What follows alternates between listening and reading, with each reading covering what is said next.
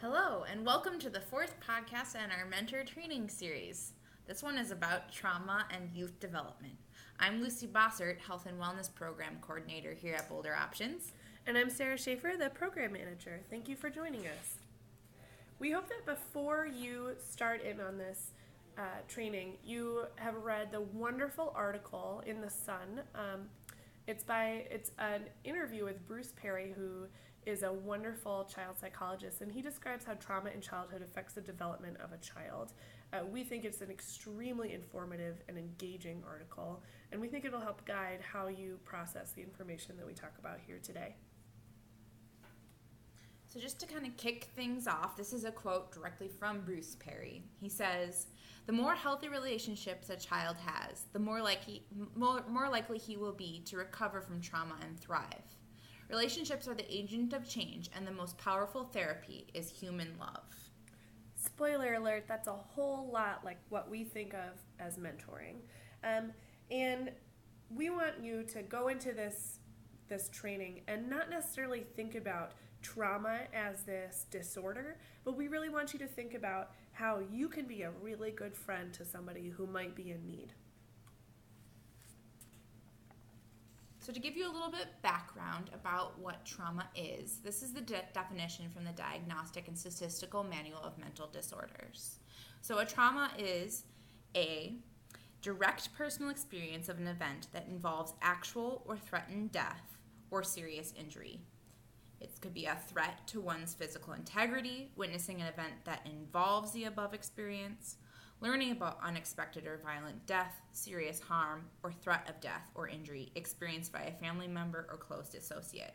So as you can tell from this long list of things, trauma is not a one-size-fits-all kind of thing. There is a lot of different things that constitute trauma, and trauma can be different and look different with every individual. We also wanted to include Bruce Perry's definition of trauma because I think it's really important to recognize that it's not necessarily a disorder. And I think when we consider a disorder, trauma as a disorder, we're more likely to think of it as a stagnant part of our lives. But Bruce Perry says that trauma is an experience or pattern of experiences that impairs the proper functioning of the person's stress response system, making it more reactive or sensitive. He's really saying it's not necessarily a disorder, but we're viewing trauma as a life experience or experiences that you can learn to cope with. So just some examples of trauma. First of all, trauma can be a physical trauma, so something that's due to a motor vehicle accident or severe illness or undergoing painful medical procedures, but it can also be seeing a close family member or somebody that you're close with experience those same physical traumas too. It could also be physical, emotional, sexual, or verbal abuse. So this includes really what you'd anticipate it would, but also bullying. So it can also be witnessing or being a victim of violence, so seeing something happen or have something violent happen to you yourself. It can be experiencing a natural disaster or a large-scale accident or terrorist attack. Something that people don't necessarily always think about as trauma is extreme poverty. So this could be living in a situation where our basic needs aren't met, such as food or housing, or just being in a really stressful house situation where poverty is a constant thing in your life. Mm-hmm. And it can also be learning about the violent death, injury, or threat of death of someone you're close to. So in some, trauma is often something that happens to you, or it could be something that you hear of happening to somebody else. We want to talk a little bit about an amazing study called the ACEs study, and it's a really great framework for understanding trauma and also understanding how trauma affects us in later life. The ACEs study is a 10-point questionnaire, which we highly encourage you to do on your own. And the higher your ACEs score, the higher the likelihood you will be that you'll have a chronic health issue, which includes things like obesity, heart disease, diabetes, alcoholism, illicit drug use, cancer, etc. So we just want to walk through this a little bit so that you can understand how this could play out in real life. We're going to start with an adverse childhood experience. So I guess a good example of this would be if you had experienced a natural disaster in your life. So you had that traumatic experience. And from that traumatic experience, perhaps you become very paranoid that something is going to happen to you or your family members in the future. And because of that paranoia, maybe you're spending so much energy on trying to control this future situation that you're not as likely to be able to focus on learning your alphabet or learning your math facts or engaging with other people. So from that, you have a clear social, emotional, or cognitive impairment. Maybe you have a hard time relating to friends because you are paranoid that they might die, or you have a hard time focusing in school because you are focusing too much on external factors. And then, of course, you might adopt health risk behaviors associated with this trauma. For example, maybe you learn early that alcohol makes it easier for you to calm down when you're upset, or maybe you crave those connections that you're having a hard time creating with friends, and you develop dangerous sexual behaviors that could put you or others at risk of diseases. From there, perhaps you get a disease, or you get in trouble with the law because of these behaviors. And then, of course, those factors have a very high correlation with early death, perhaps because of alcoholism, incarceration, or lack of access to health care because you can't hold a job. So, as we said before, we really highly encourage you to try to find out what your own ACEs score is. So, by clicking here on this link, you can be taken to the ACEs quiz, and it'll ask you all the questions, and you can figure out what your score is. And we want you to do this not only to see how your own experiences and traumas may have affected your health and the decisions you've made in your life, but also how these experiences might affect the way that you interact with your mentee, who may have also experienced trauma. Mm-hmm. So, how prevalent are ACEs? They're actually pretty darn prevalent. 64% of people have had some sort of adverse childhood experiences. So that means over half. Mm-hmm. And so what impact do these ACEs have? Well, the more ACEs, or the higher your ACE score is, the more likely you are to have certain outcomes. Mm-hmm. What I think is important once you take this ACEs quiz, and maybe you'll have a similar experience to me, I was shocked at how many ACEs I actually had. And I think it is really, it's really easy for us to have an us versus them mentality. You're going to be a mentor. You have perhaps overcome a lot of adversity in your own life. But then I think it's also really easy to generalize a youth's experience and feel like, man, they're so at risk that I am going to come in here and kind of transform their lives and for the better. But the reality is that we may have all had the exact same experiences, or if not exact, very similar. And so it's important for us to have an understanding that, we have all undergone difficulties, and so we need to act with care when we are forming these relationships. It's not going to be one person swooping in and fixing them, because you probably wouldn't have wanted that when you were younger either. Some of the risk behaviors that are associated with ACEs, and you might see these in your youth, are things like a lack of physical activity, which is exactly why we have mentors who are focused on physical activity, smoking, alcoholism, drug use, or missed work, all of which can lead to an increase in the amount that they experience their trauma.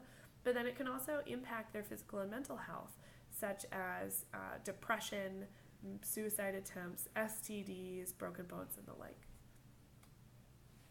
So, and some important things to remember. So, despite what we may know or what is disclosed to us about a person or youth who has experienced trauma, it's really important to remember these things.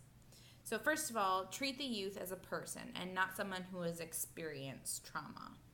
We're going to go through a couple of examples to show exactly how this might play out. And we're going to start with a bad example of treating someone as though they are their trauma, or that their trauma informs them at all times. So I'm going to be the mentor, and Lucy's going to be the mentee. All right. Hey, Lucy, how are you doing today? I'm not doing so great. I'm pretty bad, actually. School just started. Oh, are you upset because your dad couldn't come to your orientation at school because he's in jail? No. I didn't get into the class with my best friend, and they messed up my schedule. I think you'd be lucky if Lucy gave you that sort of reaction after you asked an insensitive question. What might also happen, Lucy? Pretty often, if you're gonna ask a question like that, the youth is gonna shut down. Mm-hmm. They're not gonna want to talk to you. Yeah. They might get quiet or withdrawn. Yeah, the youth is not always feeling bad because of their traumas. That's something really important to remember. So let's go through and show a good example of how you could handle a difficult situation like that. How you could treat a person as a person. Hey, Lucy, how are you doing? I'm not doing so great. Pretty bad, actually. School just started. Oh, yeah, what's bad about school starting? Well, I didn't get into the class with my best friend, and then they messed up my schedule. I didn't get any of the classes that I wanted. Yeah. Oh, man, that sounds like a tough way to start school. Yeah, so this was obviously a pretty great example. Sarah opened up the lines of communication, and the conversation didn't become about my trauma. It just became about what was happening to me that day. Yeah, I think the key part is definitely empathizing with your youth and not digging. Right. So youth are not always feeling bad because of their trauma. Maybe they're just having a bad day in that moment. Mm-hmm. So these are all examples. We gave you some examples of if you knew about a youth's trauma, but maybe your youth decides to open up about their trauma to you in real time. Let's talk about how you could work through that. So the first thing to remember, and we've said it a lot, but it's really important, you need to listen. So that means not freaking out. Do what you need to do to manage your own emotions and how you react to them sharing their trauma with you. Mm-hmm. Let them share as little or as much as they want to. So don't ask lots of questions that probe into the details of their trauma. So for example, if the youth is talking about a parent that's incarcerated, maybe ask how they're feeling. How are you doing?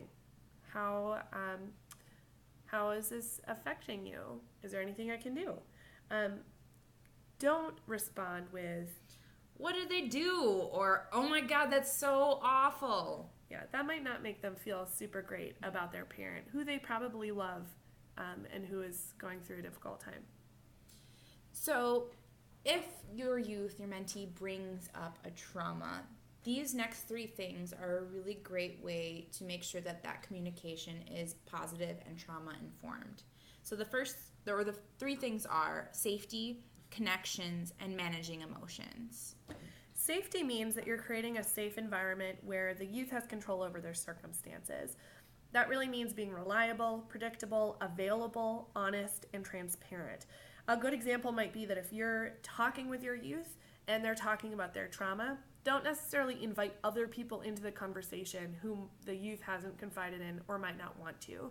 That also means that if a youth has a trauma perhaps associated with abandonment, which might be especially common with youth who've had families that divorced or have been incarcerated, make sure that you are present when you say you're going to be present, that you're upholding your boundaries, and that you're being really upfront with them. Because the lack of communication or the lack of availability when you said you have been could be very triggering. It's also important to make connections. So being a positive adult role model in their life. So when you're with them, making sure that the experience that they have with you is having emotions like happiness and joy and other positive emotions. So maybe not dwelling on the fact that you had a bad day that day or talking about something that may have not gone right in the previous meeting. It's about doing positive things in that moment with that youth. Mm-hmm. And a really big thing to remember, which relates to all youth because they are developing their feelings, their identity, they're learning about their emotions, is it's super important if you can help them manage their emotions. That means helping them label their emotions and teaching them calming techniques or working on mindfulness techniques. So we're going to go through another example of this. If a youth is unusually angry about a minor thing, you could help them identify that they are angry. Because they might not even know. They just know that maybe they're uncomfortable or they're feeling different. And again, they might not even know that they're feeling different. So we're going to go through this. I'll be the mentor again, and Lucy will be the mentee. Oh man, Lucy, it says that the bowling alley is closed. That's stupid. I don't want to do anything. Sarah, can you please just take me home? Lucy, it seems like you're angry about the bowling alley being closed. Yeah, I really am. Do you think that the bowling alley intentionally closed for you? Probably not. No. So do you think that we could probably make sure to double check this before we come next time? Yeah, that'd probably be a good thing to do. Yeah. Should we try to figure out what else we want to do today? I guess. I'm glad that you worked through your anger on that, Lucy. So now we're going to talk a little bit about how to set boundaries. This is really important, if a youth is sharing their trauma with you or just in general in your relationship. Mm-hmm. Boundaries are super important, I think, in all relationships. So it's another good way to be a good friend. But you want to define your boundaries from the get-go. And this would be with your mentor, your mentee, their caregiver, and also with program staff. So an example I have from this is maybe you tell your mentor, your mentee, and their caregiver that you only text them back between 5 and 6 p.m. on weekdays. And then if they text on the weekend, you won't be able to respond. This could be really helpful if a youth wants constant affirmation from you that you're not leaving them in the lurch, that you've set aside a specific amount of time to talk with them. It can be really comforting for all parties. So another way to set boundaries is that even if your mentee is sharing challenging things about their life with you, it's your responsibility to listen and not talk about your own challenges. So say, for example, your mentee starts talking about their parents' divorce and it's making them really upset, and it's something that's a constant worry in their life. This is not the time for you to be like, oh, my parents got divorced too, and this is my experience. Instead, it's about you listening to what they have to say and maybe say, I've had a similar experience. How has this been making you feel? Or how are you making space for yourself? Asking them questions about that instead of bringing up your own personal traumas. And if they want to ask you about how you dealt with it, you've made space for them to ask you. Another good thing to think about with boundaries is that if you're feeling overwhelmed by the amount that your mentee is sharing with you, you need to be honest and open about that, because you might think that your boundaries are super open, and there will be a time when you realize you've hit a boundary that you didn't know existed. So if, for example, a youth interjects, if you're talking about doing an event and a youth interjects suddenly and unexpectedly with a story about their trauma and it's really upsetting to you, you can let them know that you need to take a break from that conversation and you'd like to focus on the activity or the topic you were talking about. Let them know, however, that you are listening and that you're supportive of them, but that right now you need to, for example, listen to the cooking instructor. So in summary, some things to ask yourself. The first question I want you to think about is, how has your view of childhood trauma changed after reading the article at the beginning of this presentation? What did you learn from Bruce Perry, and what kind of reflections can you make now about childhood trauma? Another question is, what do you think is the best way to approach a conversation about trauma with a youth? Are you going to ask them about their trauma immediately right away? Or are you going to let them come to you and talk about their trauma? And then how are you going to deal with it? And then finally, what is your role in helping your mentee deal with trauma? What are some appropriate boundaries? What are you comfortable with? And what are you going to communicate with your youth, the caregiver, and program staff here at Boulder? We know this has been a pretty heavy topic. Trauma typically is. But again, we want to reiterate that this training is really about being a good friend, about working through those difficult conversations with your friend. So we found this cheesy little quotation on the internet, which we thought was perfectly suited to this conversation. And I wish I had I knew who said this, but I don't, so we'll just chalk it up to the internet. But we want you to remember that a true friend is someone who accepts your past, supports your present, and encourages your future. And with that, thank you for joining us today. You got this.